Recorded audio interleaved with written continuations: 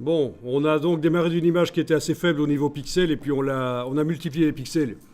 Mais il y a quelque chose qu'on n'a pas fait, c'est aller vérifier si par hasard cette image n'existerait pas en meilleure qualité sur le web. Alors certains parmi vous connaissent, d'autres peut-être pas. Je vais montrer comment faire pour vérifier qu'une image est disponible éventuellement en meilleure qualité sur le web. C'est ça, une recherche image. Vous connaissez tous? Bon. Dans Google, je vais dans Google Images.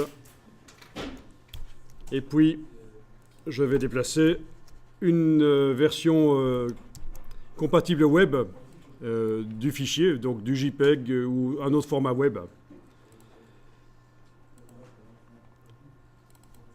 Donc, on a notre image en version JPEG.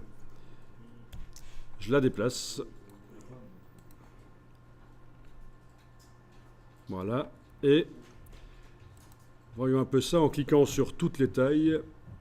Et ben voilà, on a quand même une version ici. Mais est-ce que c'est pas une version agrandie d'une version plus petite? Ça, il faut voir. Hein. Parce qu'il y a parfois des pièges. Hein. Il y a parfois des sites qui vous mettent des images haute définition qui n'en sont pas. Donc il faut aller vérifier. Voilà, donc ça c'est du combien? 1280 x 853. Et là j'étais avec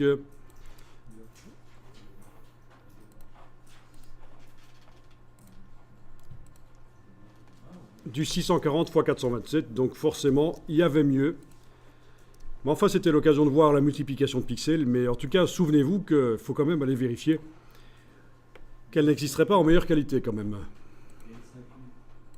Oui, il y a une 5000, mais est-ce que c'est une vraie 5000? Est-ce que c'est pas une version... Bah, ça a l'air d'être une version un peu pourrie, agrandie d'une version plus petite, hein, quand on regarde. Voilà, en tout cas, celle-là a l'air d'être meilleure. 1280.